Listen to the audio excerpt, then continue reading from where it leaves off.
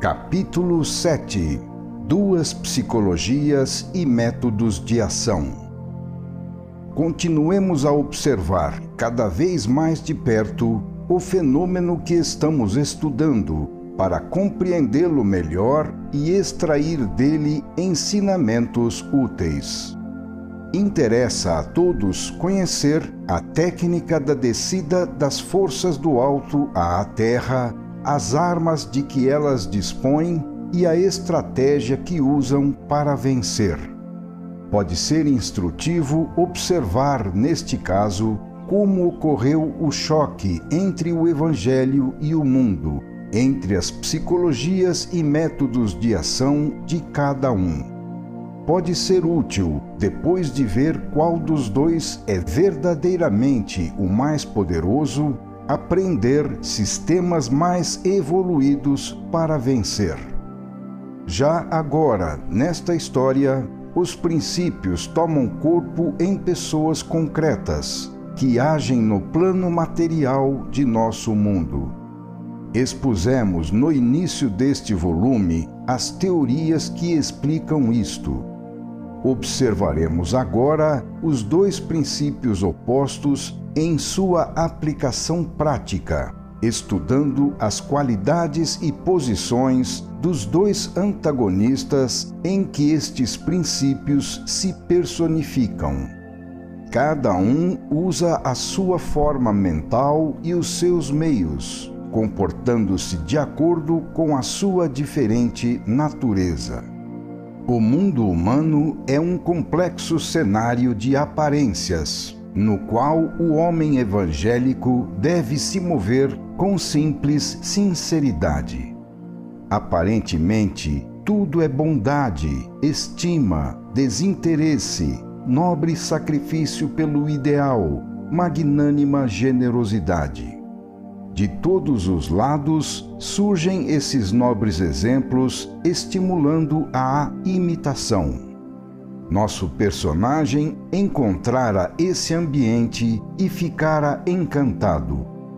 Mas, infelizmente, havia por trás uma realidade diferente, estabelecida pela natureza humana, que funciona segundo as leis de seu plano biológico.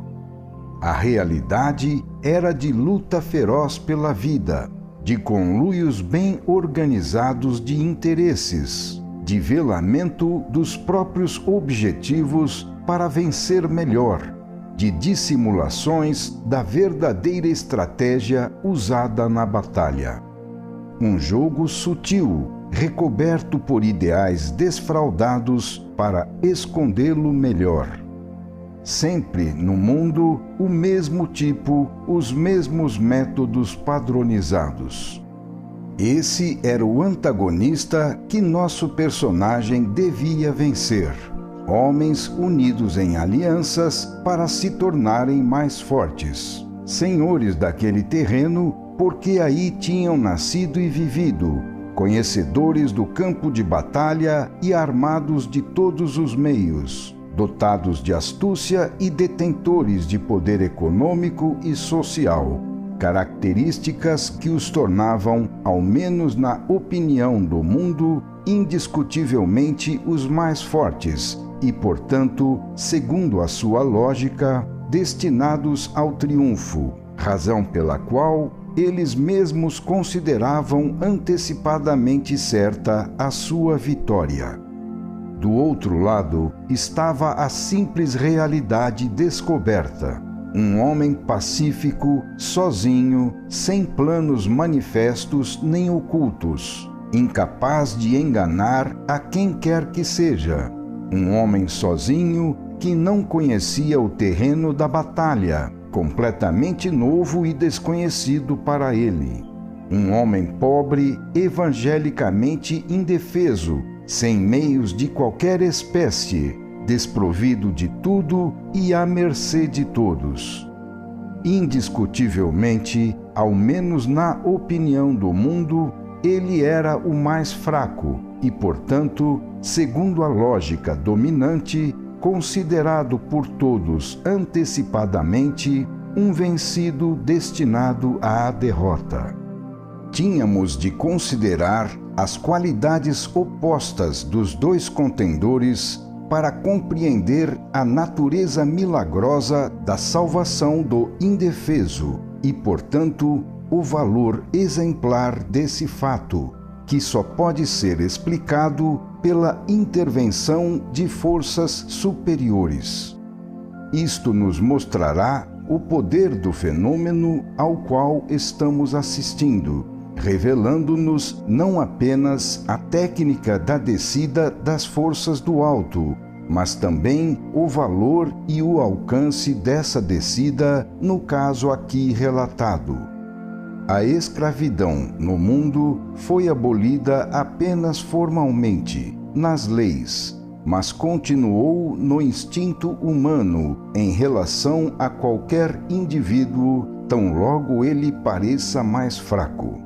Continuou como escravidão moral, econômica, política, etc., de forma civilizada, com cadeias invisíveis, mas nem por isso menos fortes.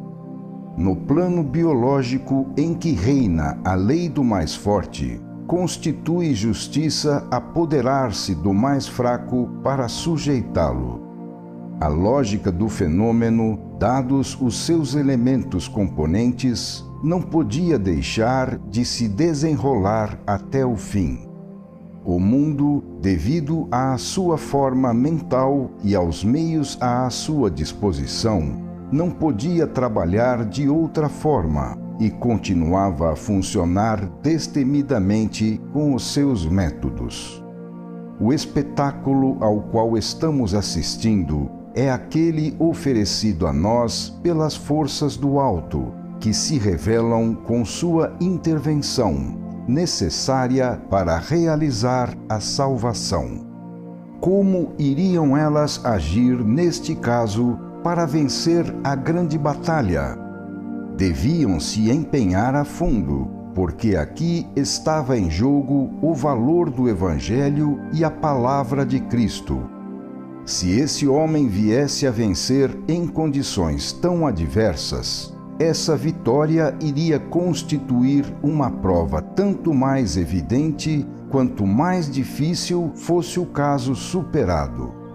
Todas as probabilidades pareciam estar a favor do mundo, cuja derrota seria tanto mais clamorosa e milagrosa quanto mais contrariasse a regra normal. Existiriam, então, meios supranormais capazes de dobrá-la até o ponto de fazer triunfar um indefeso num mundo de armados? Seriam tais meios espirituais mais poderosos que os materiais, a ponto de constituir na batalha um peso tão decisivo? Nesse caso, além de não ser verdade que o Evangelho não seja aplicável na terra, também estaria confirmado que, pelo contrário, a arma mais poderosa para vencer é o Evangelho. São conclusões importantes de interesse geral. Resulta daí que, embora a experiência, no caso daquele homem, tivesse sido realizada no terreno espiritual e moral, cabia a ele, que fez essa experiência, o dever de comunicar os seus resultados, tal como os cientistas comunicam os resultados de suas descobertas científicas. Um fato que haja realmente se verificado tem a sua importância no terreno das pesquisas positivas, porque dá o direito de presumir que uma experiência igual deva se reproduzir com o mesmo êxito todas as vezes que for repetida nas mesmas condições. Cada caso bem-sucedido constitui mais uma prova de uma nova grande verdade que vamos descobrindo.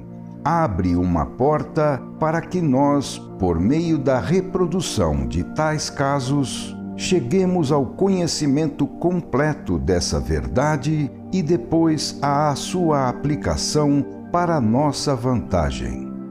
Tudo isso, ao ser observado, pode parecer que seja puramente pessoal e que nesta condição não deveria ser narrado. Porém, uma vez que todos os casos particulares entram na lei geral da qual fazem parte, então esta nossa experiência deve ser compreendida como um episódio que pode não apenas se repetir, tal como todos aqueles da grande batalha entre Cristo e o mundo, mas também assumir o valor de experiência evangélica com consequências de caráter universal. Por que se negar a dar uma prova da verdade do Evangelho, útil para que dele fiquemos cada vez mais convictos? Isto é tanto mais necessário num mundo em que, na prática, parece que bem poucos ainda creiam nessa possibilidade. É verdade que o Evangelho não precisa de nossas provas, mas parece que ele precisa ser continuamente explicado. E nada o explica melhor do que dar provas de sua verdade, ainda mais quando essas provas são dadas não da forma tradicionalmente repetida, mas sim de forma racional e positiva, mais adaptada à psicologia moderna e, portanto, mais apta a demonstrar a verdade do Evangelho não apenas no sentido fideístico e religioso, mas também como fenômeno biológico universal, em sentido positivo, no terreno da observação e da experiência, que é o terreno científico. Referimo-nos a este caso e fizemos a sua análise porque era justamente a esse terreno do positivismo materialista que queríamos levar o Evangelho, certos de que ele, também nesse campo, continua perfeitamente verdadeiro.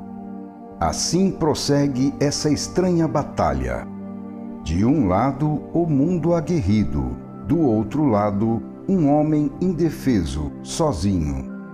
Atrás deste homem, porém, estão as forças espirituais que o sustentam. É nesse milagre que se manifesta o poder delas. Parece repetir a cena de Davi, que enfrenta o gigante Golias. O gigante é o mundo com o seu poder esmagador no plano da matéria.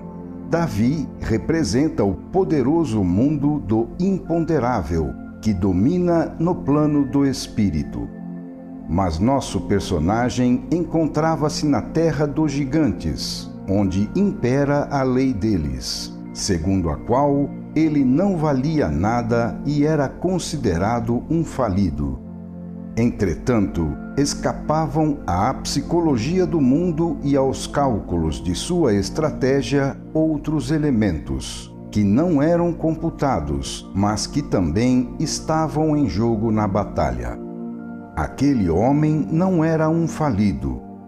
Tornara-se pobre não por ser um dissipador ou permanecer na inércia, mas sim por manter fidelidade a um princípio, por não haver se defendido, por ter bondade para com o próximo, por se entregar totalmente ao cumprimento de sua missão. Como rico ou como pobre, mantivera-se igualmente sóbrio e honesto, inocente das riquezas, que jamais aceitara pessoalmente para si, e cuja dispersão ocorrera acima de sua vontade. Ora, se nos planos inferiores o que vale é o poder material, nos planos superiores o que domina é, ao invés, a lei de justiça. Então, o que na terra pode parecer fraqueza, em planos superiores pode ter valor de força. É assim que elementos como a inocência, a responsabilidade, a fidelidade a um princípio, bem pouco computados no mundo, porque desaparecem no imponderável, podem adquirir peso decisivo e potência de verdadeiras forças protetoras. Havia ainda outro fato. Aquilo que era a fraqueza daquele homem no terreno humano constituía a sua força num plano mais alto.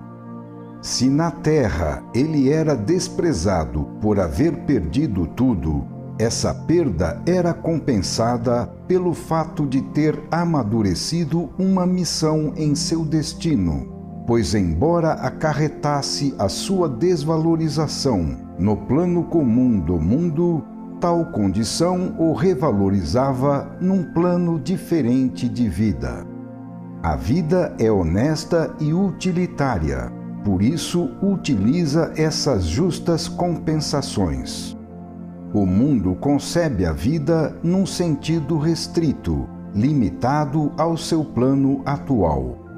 Mas a vida é um fenômeno cósmico, no qual entram também as forças crísticas, que guiam nossa evolução para um futuro melhor. Disso resulta que a ligação com essas forças para colaborar com os objetivos delas pode valer muito mais que possuir riquezas, glória e poderes humanos, valores efêmeros diante daqueles eternos. Assim, se olharmos bem, nosso homem era um fraco apenas para os olhos míopes do mundo. Era um vencido apenas na estreita psicologia deste plano.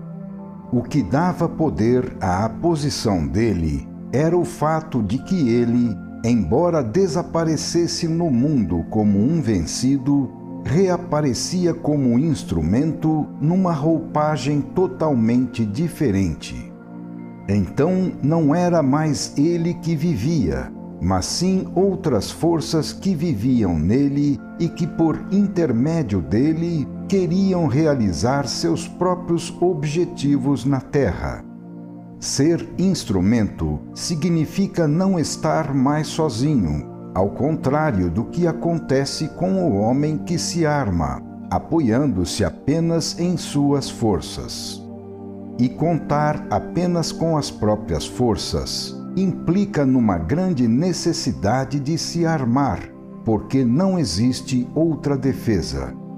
Quem se tornou instrumento não precisa nada disso, porque a sua defesa é providenciada pelas forças do imponderável, das quais ele se tornou um meio de realização e as quais devem mantê-lo em vida se quiserem que ele trabalhe para a realização de seus planos. Ser instrumento significa ter de obedecer ao próprio patrão, mas significa também colaborar, fazer parte de sua organização e ser, portanto, defendido por ele. Colocar-se em estado de aceitação diante de um chefe inteligente e justo é completamente diferente da posição na qual se acha o fraco na terra, que está condenado à condição de servo e ao qual só resta ser pisado e explorado. Ao subir, tudo se inverte.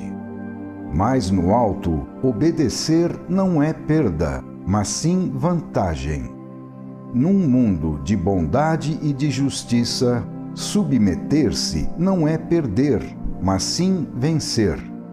O indivíduo torna-se então parte de um plano, condição que pode dar poder ao mais miserável dos homens e arrastá-lo assim, independentemente de sua própria compreensão e vontade, para a vitória, sempre que isto seja requerido pelas necessidades daquele plano. O instrumento é como uma cortiça que flutua no oceano e assim assume os movimentos dele. Enquanto nada há por trás do homem comum, senão ele mesmo com suas limitadas forças humanas, por trás de um instrumento há uma poderosa organização de forças espirituais.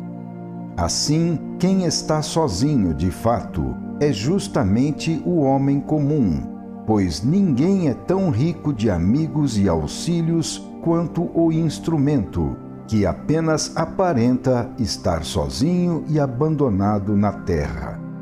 Eis que vemos entrar em cena na batalha um fator novo, o imponderável. Esta é a nova arma que defende o indefeso. Trata-se de forças sutis e profundas, que se movem lentamente, mas que são poderosas e irresistíveis. O mundo continua a lutar, armando-se com seus meios e usando a sua psicologia, mas lhe escapam aquelas outras armas que fazem parte da estratégia do invisível. Elas são constituídas por complexos equilíbrios entre ações e reações num organismo cósmico de forças, as quais o mundo não vê. Então, por não ser capaz de vê-las, o mundo as nega, razão pela qual elas se tornam muito mais perigosas, porque ele não as leva em conta. O mundo se exime dizendo que elas não existem, mas isto não impede que elas continuem a funcionar. Assim, a estratégia do inimigo escapa completamente ao mundo, fazendo-o comportar-se como um cego que avança sem saber onde caminha. Acontece, então, que o mundo se arma de modo errado, válido apenas para a luta em seu plano, mas inútil na luta contra planos de vida mais elevados. É assim que o mundo usa uma estratégia de guerra adequada apenas ao seu ambiente, a qual, porém, não tem nenhum valor diante da mais sutil e poderosa estratégia do imponderável. Ora, esta posição de enfrentar um inimigo, cuja natureza, psicologia e métodos de ação não se conhecem, não pode constituir senão uma posição de grande desvantagem.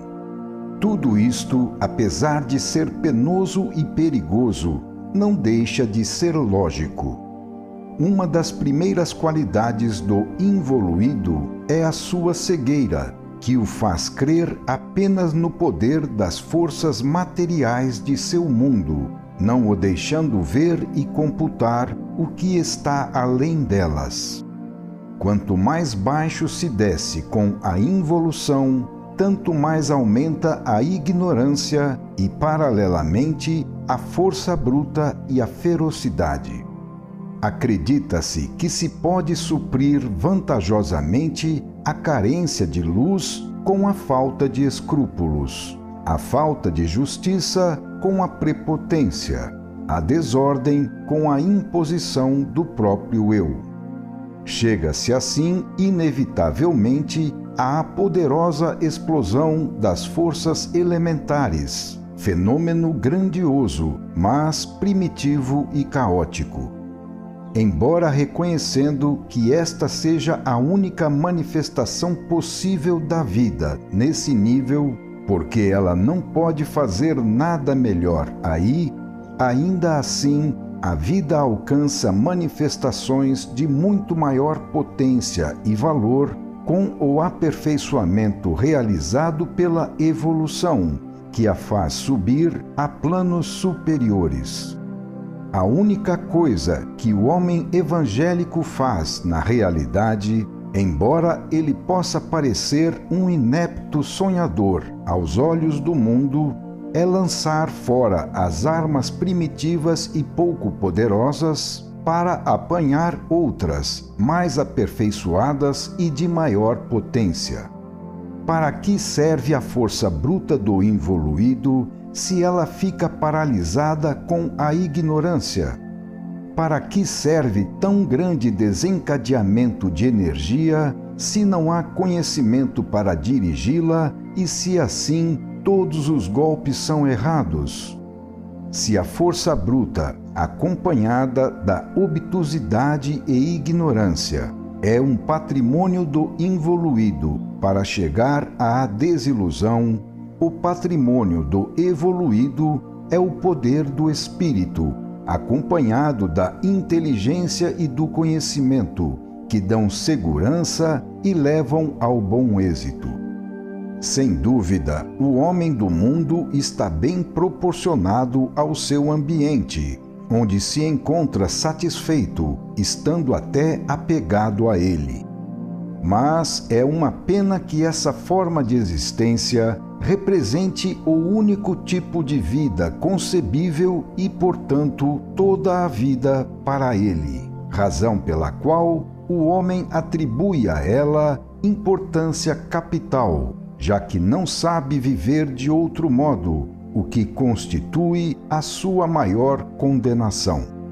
O homem evangélico vive na terra, imerso no mesmo pântano, mas não se apega a este ambiente, pois tem seus olhos voltados para o céu.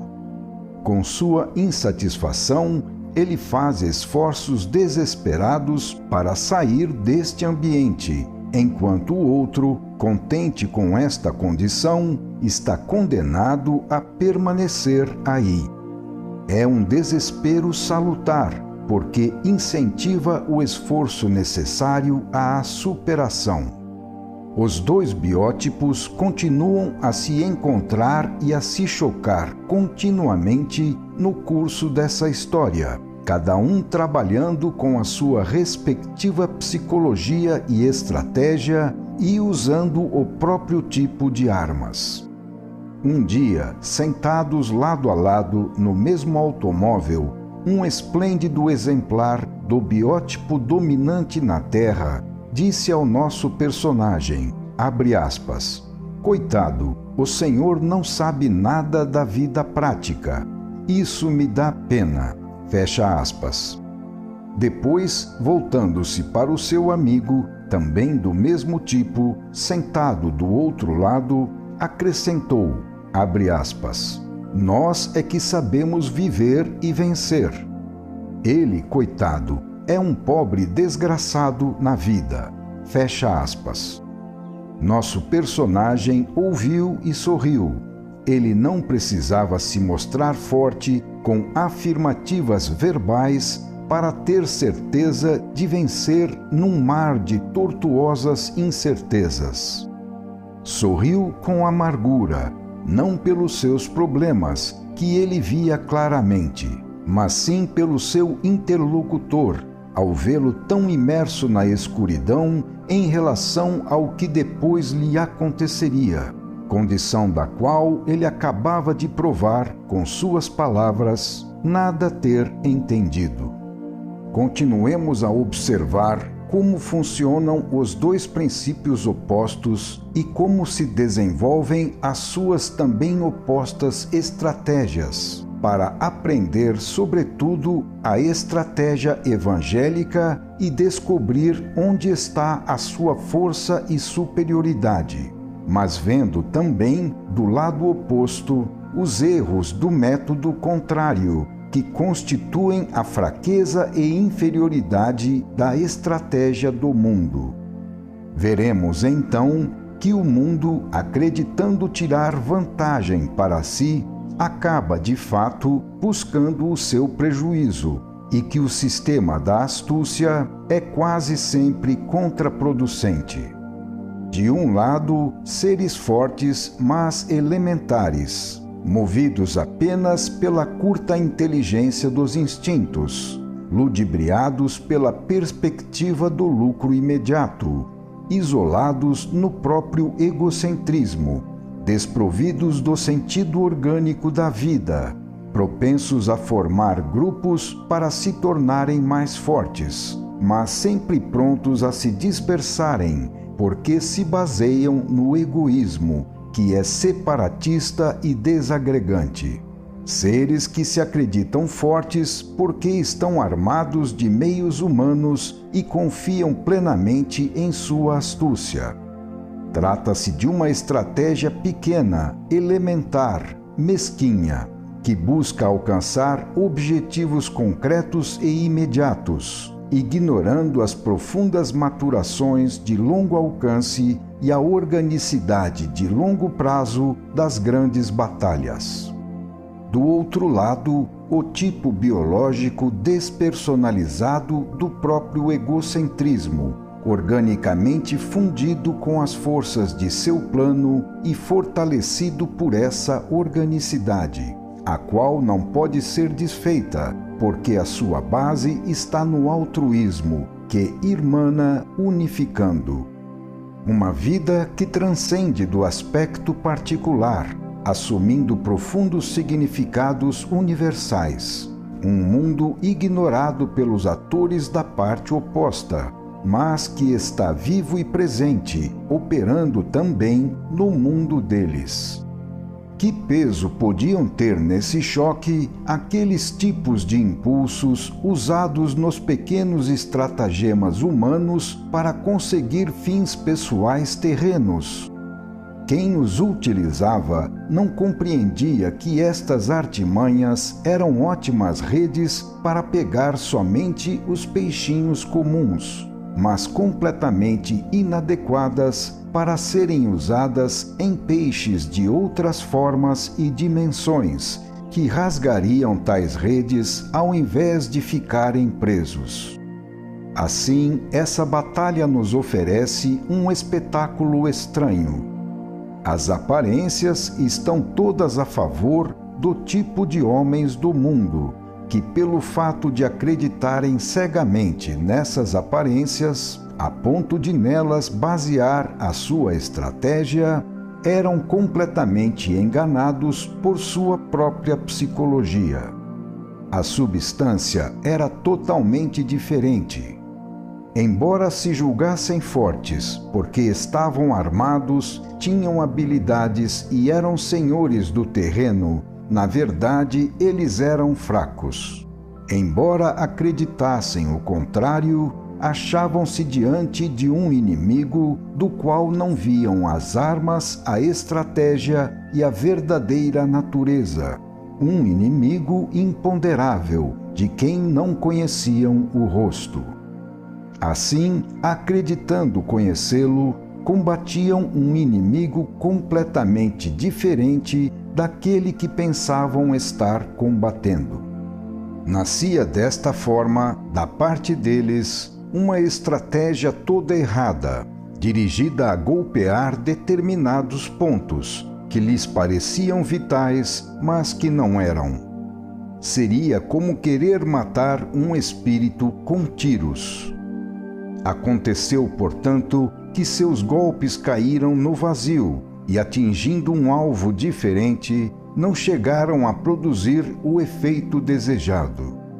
Ao contrário, esta movimentação foi para eles uma atividade totalmente contraproducente, porque além de representar um inútil desperdício de energia, voltou-se depois contra eles mesmos. Cada golpe desferido por eles não atingia o alvo, mas ricocheteava de volta. Era como se atirassem contra si mesmos.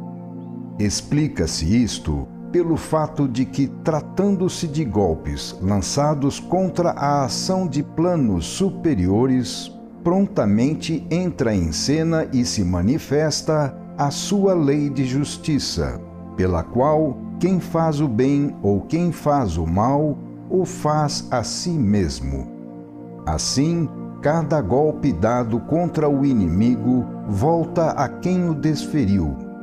Por isso, quem acredita vencer com a astúcia e o engano, fica vencido pelo seu próprio engano.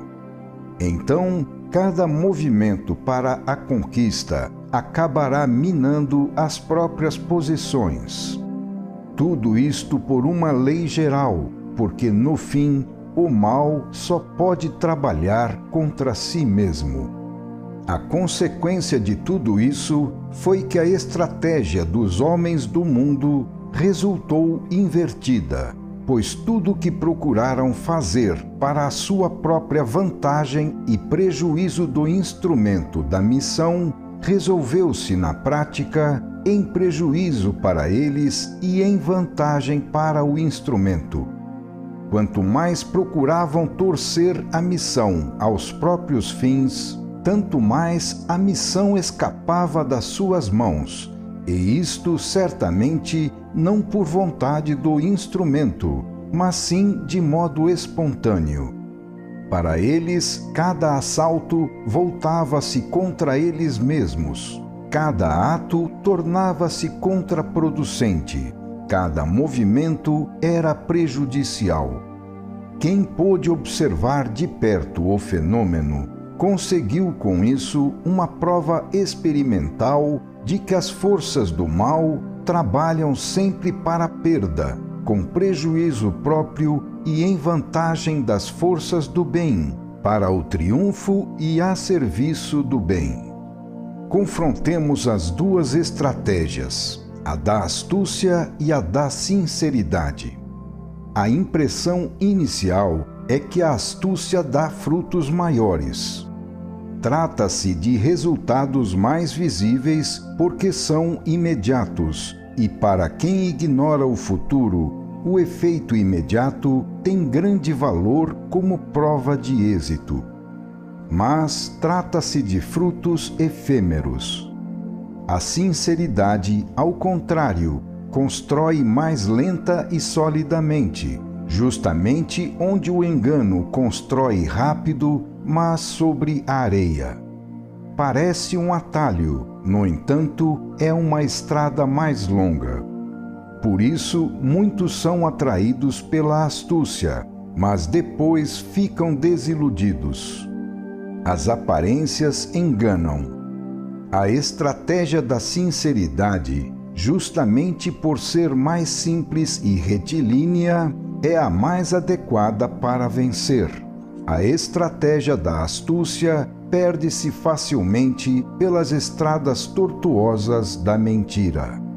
Para manter a primeira mentira, é preciso logo escorá-la com uma segunda, depois escorar a segunda com uma terceira, e assim por diante. No fim, não se constrói um edifício, mas apenas uma desordenada pilha de escoras, que na falta de uma delas desmorona completamente. Se um resultado imediato é obtido com o primeiro engano, logo em seguida é preciso justificá-lo com outro, o qual depois deverá ser justificado também com mais um, até que se acaba preso em sua rede. Constrói-se, assim, um sistema todo errado, dentro do qual acaba-se ficando preso. A mentira é a areia movediça do pensamento, na qual nem mesmo quem a diz sabe onde apoia o pé, e exatamente por isso acaba afundando. Quando se pretende construir nesse terreno, quanto mais se move para sair, tanto mais se afunda nele. Acontece como em tempos de guerra, quando todos semeiam minas que depois explodem para todos, aonde quer que se vá. A vida do astuto enganador acaba se transformando então num campo minado, no qual ele mesmo, em primeiro lugar, terá de caminhar sob a ameaça de que uma das minas que ele mesmo colocou possa explodir a cada momento. Assim, entre as duas estratégias, a do mundo e a do homem evangélico, demonstra-se com a prova dos fatos que a estratégia do mundo é indiscutivelmente inferior. O método do mundo é confuso, complicado, restrito em seus movimentos pela própria multiplicidade de suas faces, que podem esconder, mas também podem trair. Quem utiliza este método sente intimamente que não está certo, sente por trás de todas as aparências que está intimamente corrompido, que não está sustentado por nenhuma força interior. Com tudo isto, torna-se ansioso, desconfiado e sente necessidade de se assegurar, agarrando-se ao que lhe parece concreto em seu mundo, onde tudo lhe escapa no engano. Tomado pelo afã de uma preocupação contínua, ele se agita e se apressa, sem jamais chegar a tempo. Assim, a astúcia do mundo constrói um grande castelo, que, como vimos na prática, acaba muitas vezes caindo em cima dele, sepultando-o nos escombros. O método do homem evangélico é diferente. Simplicidade e sinceridade representam um material de primeira qualidade, bem sólido para construir. Não há mistérios a esconder, mentiras a recobrir, máscaras para arrastar atrás de si. Não se fica sobrecarregado pelo trabalho de ter que parecer sem ser, pelo esforço de ter que representar a comédia do fingimento. Quantos cálculos a menos para fazer, quantos possíveis erros a menos para corrigir depois, quanto trabalho a menos para realizar. O homem evangélico tem uma só face e sempre a mesma. Ele sabe o que está certo, conhece o seu direito e faz o que deve. Esta sua posição retilínea constitui seu maior poder de penetração e resistência. Ele não tem pressa de chegar, porque sabe que se Deus não paga no sábado, certamente pagará, e no melhor momento. Ele conhece a lei e confia nela, e isto lhe dá a calma com a qual, sem a ânsia de correr, ele chega a tempo. A calma e a segurança são as qualidades que permitem reconhecer as coisas do bem e de Deus. A pressa ansiosa e a incerteza são as qualidades que permitem reconhecer as coisas do mal. O evoluído sabe que constrói estavelmente na rocha um edifício feito para permanecer em pé. Na natureza oposta dos dois sistemas residem a fraqueza e a força de cada um, a razão de sua queda ou de seu êxito. O método do involuído, sendo de natureza separatista, é destrutivo, pois é filho do poder negativo do antissistema, só podendo levar a resultados da mesma natureza, portanto negativos. O método do evoluído, sendo de natureza unitária, é construtivo, pois, como filho do poder positivo do sistema, só pode levar a resultados da mesma natureza, portanto positivos. Eis porque, uma vez colocados os dois biótipos um diante do outro, a vitória cabe ao evoluído. Nenhuma força ou astúcia humana poderá mudar esta lei, que disciplina e dirige a luta entre as duas maiores forças do universo, o bem e o mal. Quem usa as forças negativas não pode deixar de ficar demolido no fim. É a sua própria negatividade que as torna destrutivas, porque tendem ao desmoronamento, revoltando-se em primeiro lugar contra quem as usou. As duas estratégias baseiam-se em princípios completamente diversos, justamente dos quais depende a força ou a fraqueza de cada uma das partes em luta. Trata-se de duas psicologias opostas, mas de amplitude diversa, pela qual a superior compreende a inferior, mas a inferior não compreende a superior, que não agride, não guerreia e, perdoando, não retribui os golpes que recebe, deixando apenas que os golpes recebidos recaiam automaticamente sobre quem os desferiu, que assim trabalha para a própria perda, indo contra si mesmo.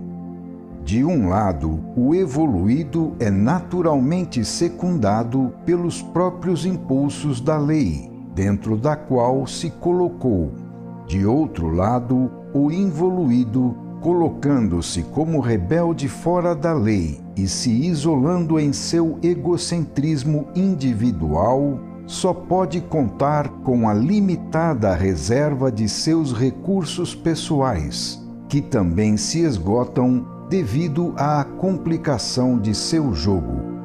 Já dissemos que cada mentira requer mais e mais mentiras para se justificar, mas isto sucede também para cada vitória injustamente arrancada ao vizinho, a qual aumenta não só o débito próprio para com o equilíbrio natural da lei, mas também o crédito do ofendido em relação ao ofensor, que tem assim o seu peso específico aumentado e, portanto, maior dificuldade para realizar o esforço necessário para se manter à tona.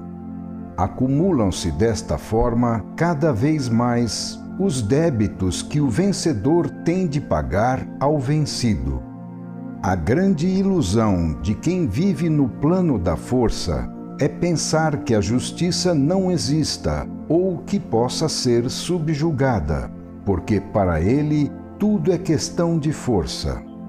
Assim, ele vai mergulhando num sistema no qual, quanto mais se vence, tanto mais se precisa da imposição da força para defender a própria vitória. A razão para isso é que a sua vitória baseia-se na extorsão, a qual mantém a balança equilibrada apenas pela imposição da força de uma das partes, razão pela qual, tão logo venha a faltar esta força, o equilíbrio se desfaz. Ocorre o contrário num estado de justiça, devido ao equilíbrio espontâneo entre os dois impulsos opostos das duas partes, razão pela qual ambas permanecem naturalmente satisfeitas num estado de paz. A vitória com base na força é o método do antissistema, feito de caos, em que emerge na desordem somente o eu separado.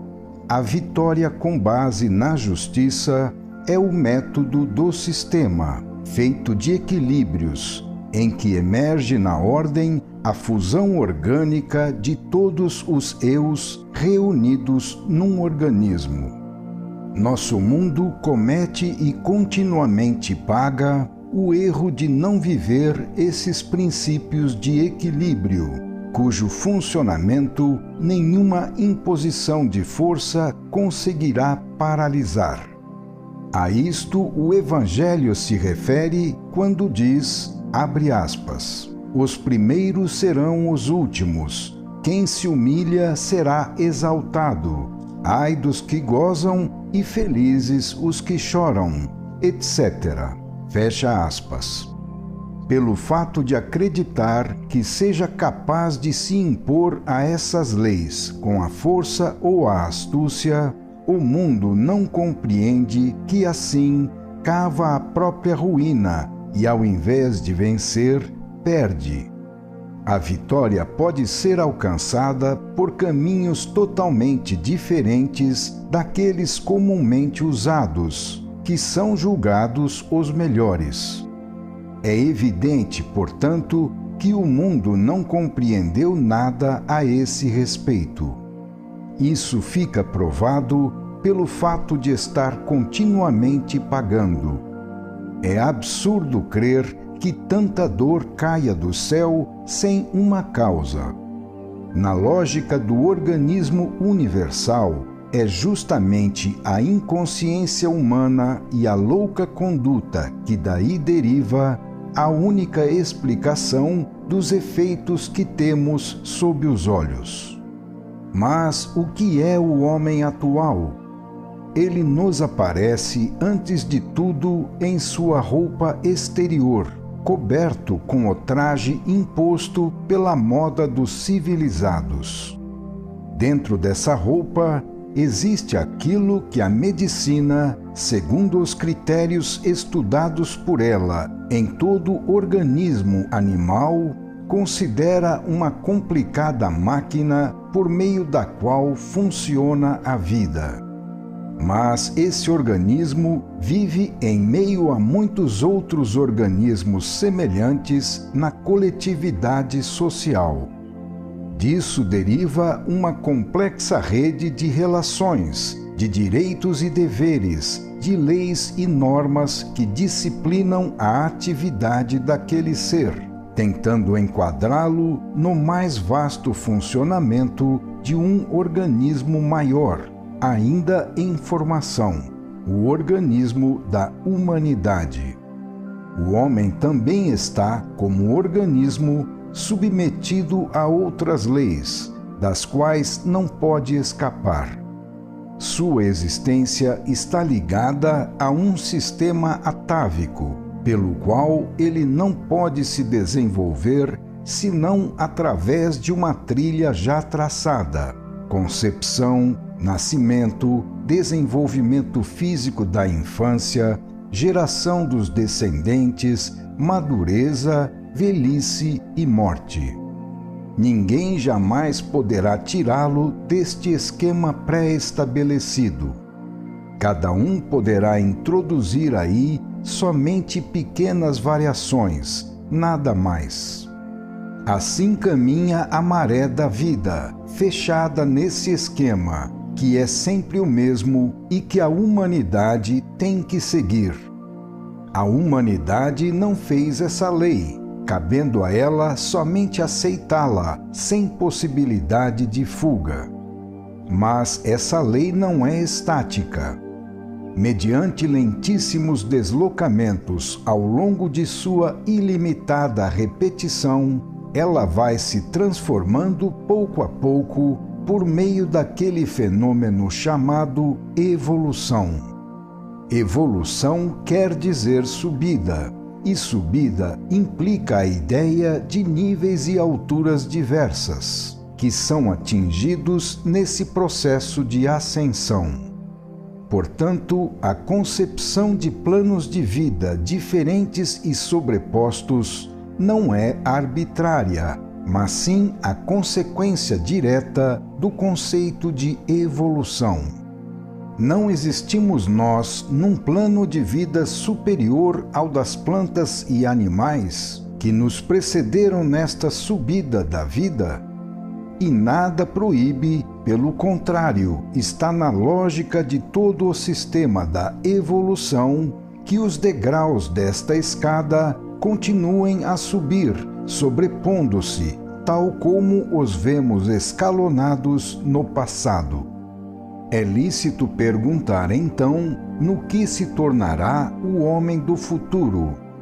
Assim como as leis da vida se transformaram, passando do plano do mineral ao do vegetal, e do plano do vegetal ao do animal, até alcançar o plano humano, é bem presumível que elas continuem a se modificar até chegar a um plano mais alto, superior ao nosso atual plano humano. Mas qual a direção que desejarão tomar, então, essas leis da vida? É lógico que deve ser na mesma direção seguida até hoje. Mas que direção é essa? Quais são as qualidades que o ser vai conquistando e que se acentuam com a evolução? A observação do passado nos diz que ela tende a uma libertação cada vez mais acentuada da imobilidade da matéria, para dominar o movimento, que se torna sempre mais um movimento autônomo e espontâneo, movido por impulso próprio. Isto significa uma conquista de independência na ação, para assumir as suas diretivas, mandando cada vez mais e obedecendo sempre menos. Mas assumir diretivas implica no desenvolvimento da inteligência, única fonte da qual pode provir esse direcionamento. E a mais alta produção da evolução é representada pelas células do sistema nervoso e cerebral.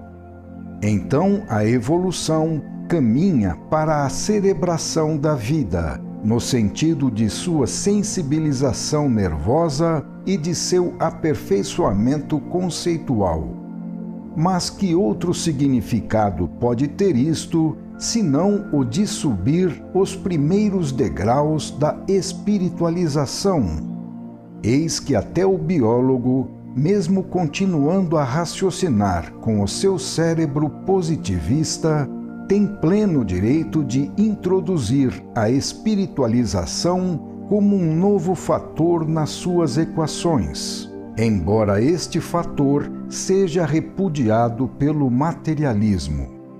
Diferente de um simples ponto em movimento, a evolução do ser assemelha-se a uma fita que avança, tendo 3 zonas em sua extensão. Na região mais adiantada, encontra-se a parte que, tal como uma cabeça, dirige a marcha, procurando progredir para o futuro, o qual ela quer conquistar. Esta é a zona do superconsciente, que está em formação e cujo trabalho é antecipar os futuros desenvolvimentos. A seguir, no centro, encontra-se a parte que representa o presente, trecho que o ser está vivendo, no qual se consolidam e se fixam as conquistas e as posições avançadas, captadas pela parte mais adiantada. Esta parte central é a zona do consciente, na qual o eu está mais desperto. É a zona das experiências, onde ocorre, por meio das inúmeras repetições, a formação daqueles impulsos automáticos que se chamam instintos. É sobretudo nesta zona que o ser sente estar vivo, porque ela representa a zona central de seu trabalho de construção evolutivo. Na cauda encontra-se a parte que representa o passado, constituindo aquilo que o ser viveu quando ainda pertencia a planos de vida inferiores ao atual. Essa é a zona do subconsciente, constituída pelos instintos atávicos, que se formaram no passado e que pertencem sobretudo à animalidade. É nessa parte do ser que afloram as tendências inferiores, situadas nos antípodas daquelas que são próprias do superconsciente. Ora, com a evolução, o ser vai morrendo continuamente na cauda, que ele vai superando e abandonando atrás de si nos planos inferiores de vida, enquanto vai continuamente nascendo na cabeça, que se desenvolve e cresce. Desta forma, todo o ser vai lentamente se transformando. O que representa para o homem atual o subconsciente podia representar, na era paleontológica, o superconsciente, assim como para o super-homem evoluído dos futuros milênios, o homem atual poderá representar o que para nós hoje é o estado dos primeiros monstros pré-históricos. A finalidade desta pequena dissertação, introduzida no meio de nossa narração, é trazer provas racionais e científicas para mostrar que ela tem um sentido profundo, que não é o do caso particular narrado, mas sim um sentido evolucionista universal. A cauda que o ser perde ao subir é representada pela animalidade, e a cabeça que o ser vai formando é a espiritualidade. Esta é a justificação racional e científica de nossa tão grande insistência na espiritualidade e no Evangelho, num Evangelho vivido como regra de conduta de um homem mais civilizado, que já tenha compreendido a inconveniência de continuar cometendo erros, os quais ainda hoje, por não ter uma inteligência suficientemente desenvolvida, ele comete com grave prejuízo para si próprio. Explicando a estratégia da batalha do evoluído, queremos explicar um método de vida mais adiantado e, por isso, mais vantajoso. Procuramos, assim, responder à pergunta que fizemos logo no início, no sentido de saber o que acontecerá com a evolução e o que a vida fará do ser humano. Este é o tema mais vasto que estamos desenvolvendo por trás das aparências desta narrativa. Esta é a pergunta que estamos respondendo aqui, enquadrando-a na concepção cósmica desenvolvida em nossos outros volumes, a qual tem suas raízes no absoluto e vai do antissistema ao sistema. Já acenamos e desenvolveremos melhor aqui, a seguir, o tema do telefinalismo da vida. Ora, se a evolução implica numa direção e, portanto, numa vontade de segui-la para chegar a um determinado ponto, se tudo está inserido nos impulsos que movem a vida, e se esta direção é a espiritualização do ser, então é lógico presumir que a vida não apenas estimule o ser a realizar esta sua vontade, mas também o proteja neste trabalho, já que para seus fins ele é um dos mais importantes. Então, o que representa o evoluído diante da vida? Ele representa justamente o indivíduo especializado na mais árdua das tarefas, que é ser instrumento do progresso. Enquanto a média normal da maioria funciona sobretudo na zona central do ser, constituída pela consciência, o evoluído funciona sobretudo na zona mais adiantada das novas conquistas. Enquanto o homem do tipo corrente tem que resolver os problemas do ventre e do sexo, que são fundamentais para ele, pois cabe a ele o trabalho da conservação do indivíduo e da raça, o evoluído tem que resolver os problemas de longo alcance do pensamento, a fim de arrastar a massa inerte para aquela espiritualização, na qual reside o futuro. Trata-se de um tremendo esforço, de uma aventura da qual somente ele assume os riscos e a responsabilidade. Não se trata de seguir os velhos caminhos tradicionais já explorados e conhecidos, mas sim de descobrir e trilhar novas estradas.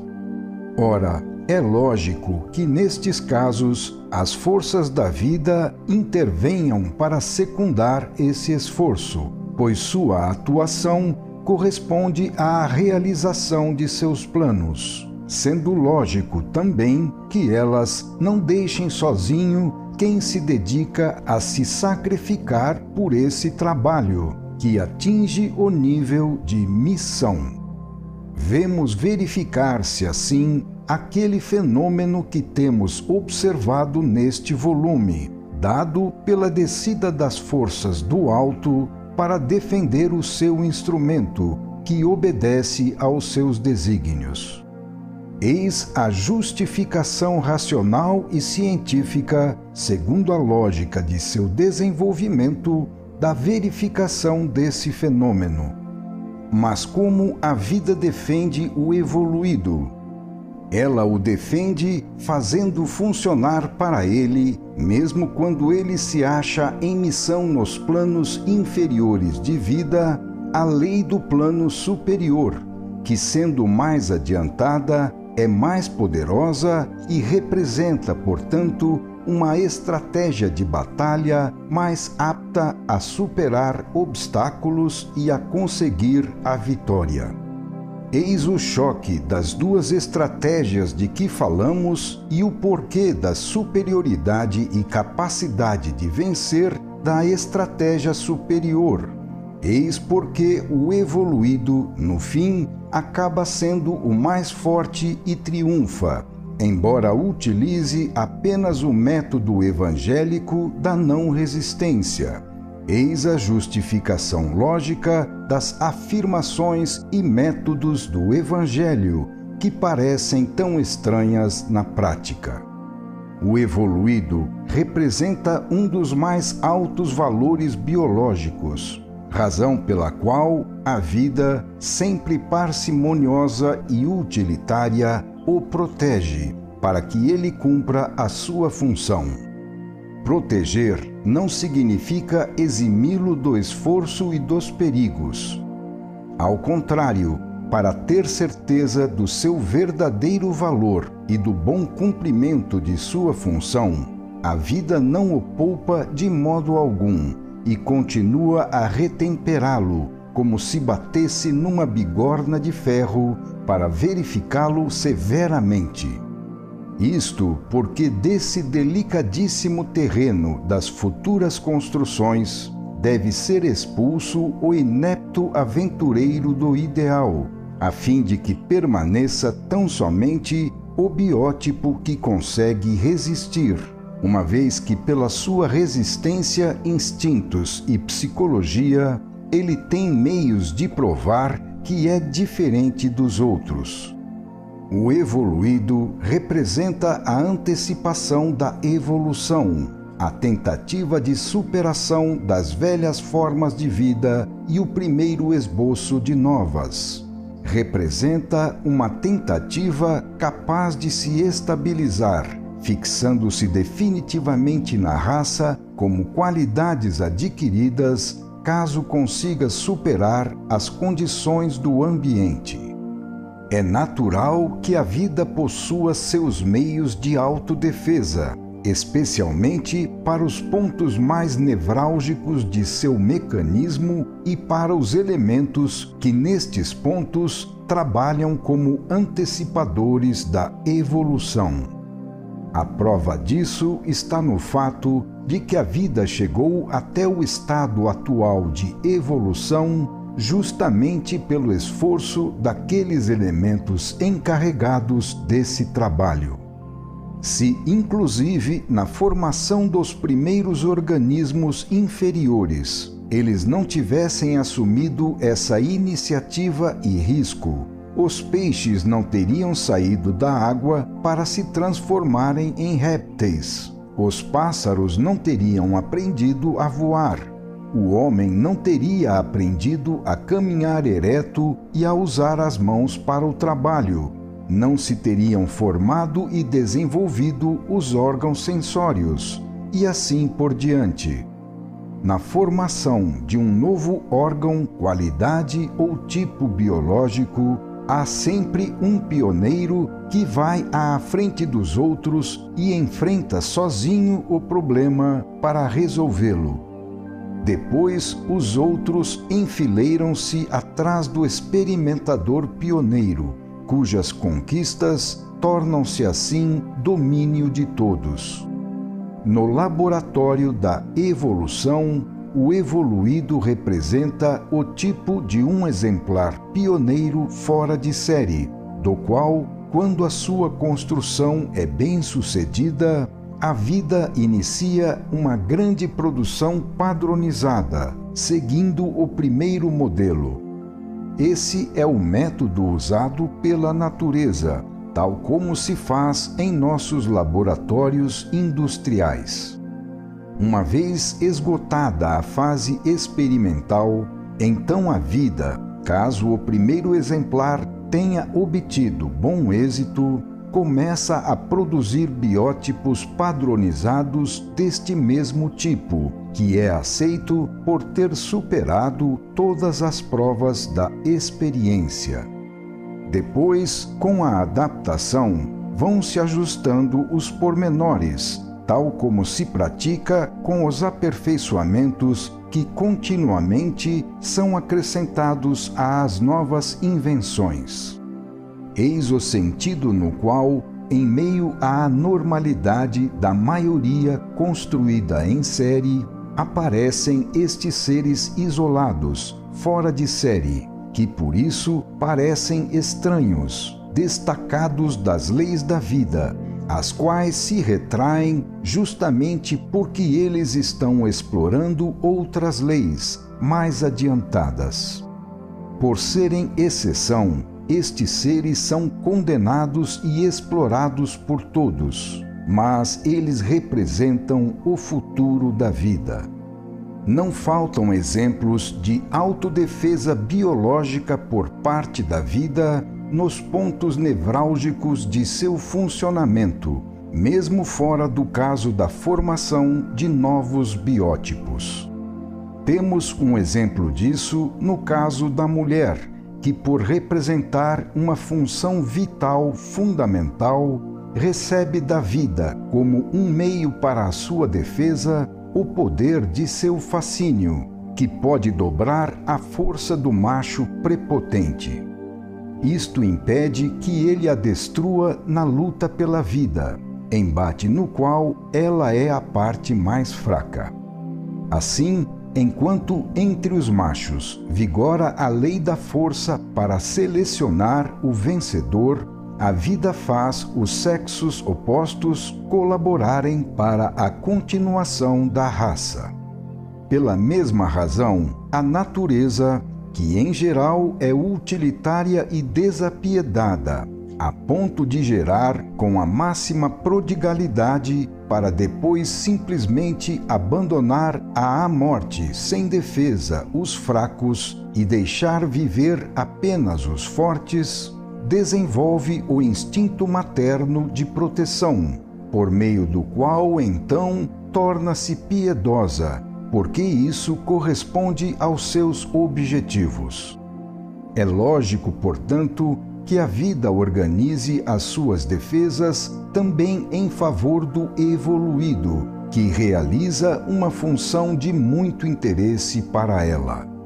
Eis que vamos nos aproximando do caso particular de nossa narração, o qual, por meio dessa digressão, é justificado diante das leis da vida.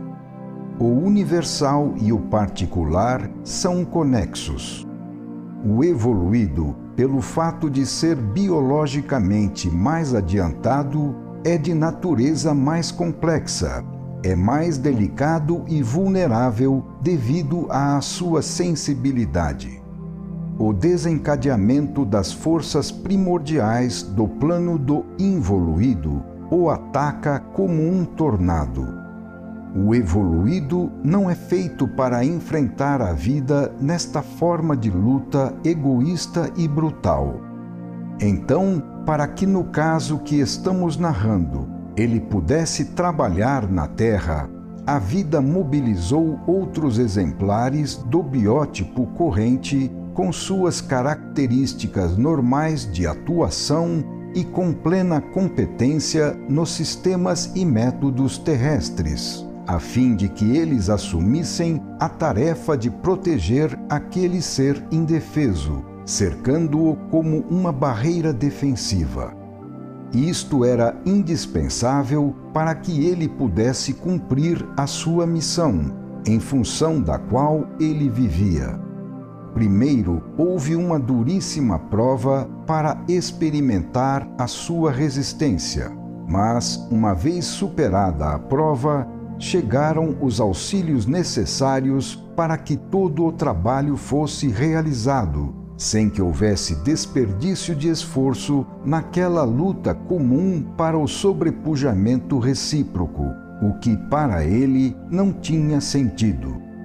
É justo que quem trabalha para realizar um plano mais alto em outro mais baixo esteja ligado às leis do plano mais alto, as quais são justamente as leis que devem ser trazidas aqui para a Terra, neste terreno distante delas, a fim de iniciarem o seu funcionamento.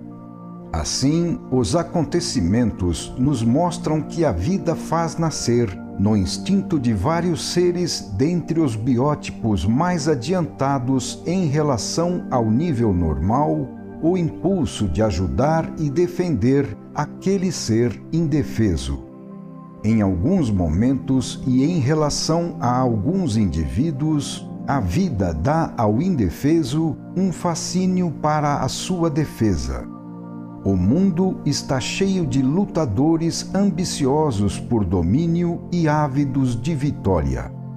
A bondade, que ao invés aproxima-se para amar, apresenta-se muito mais atraente do que esse triste espetáculo, do qual o mundo está farto.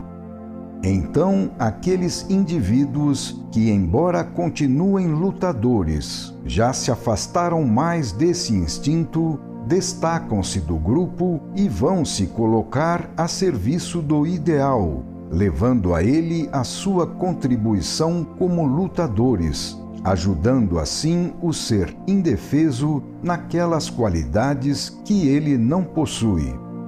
Vimos também a outra fileira, formada por aqueles chamados para executar as funções colaterais da missão, os quais, porém, participavam ignorando o trabalho que realizavam, induzidos a isso somente por suas miragens, para serem liquidados logo depois de cumprirem a sua tarefa. Por outro lado, a fileira daqueles defensores do ideal realizou a sua função livre e conscientemente, induzidos pelo sincero desejo de bem, razão pela qual não foram liquidados como um embaraço, mas permaneceram dentro da missão, realizando nela, embora em posição subordinada, o seu trabalho honesto. Eles foram assim iniciados no sentido de dar os primeiros passos para o novo tipo de vida, próprio dos planos superiores. Embora permaneçam com o instinto da luta, eles são impelidos em uma nova direção, não mais horizontal para agredir e vencer o próximo, mas sim vertical para se elevarem a mais altos planos de vida. Assim, a luta começa a se enobrecer, realizando-se para fins superiores e permitindo, ao mesmo tempo, que no hostil ambiente terreno seja oferecido auxílio a quem deve cumprir a difícil tarefa de realizar aí uma missão. Para a realização dessa missão, nem sempre é necessária a crucificação, que, embora criando o mártir, paralisa o seu trabalho. Às vezes, o que mais interessa é o seu esforço produtivo. Então a vida reúne os operários adequados para que da colaboração de todos nasça a obra completa. Final do capítulo 7.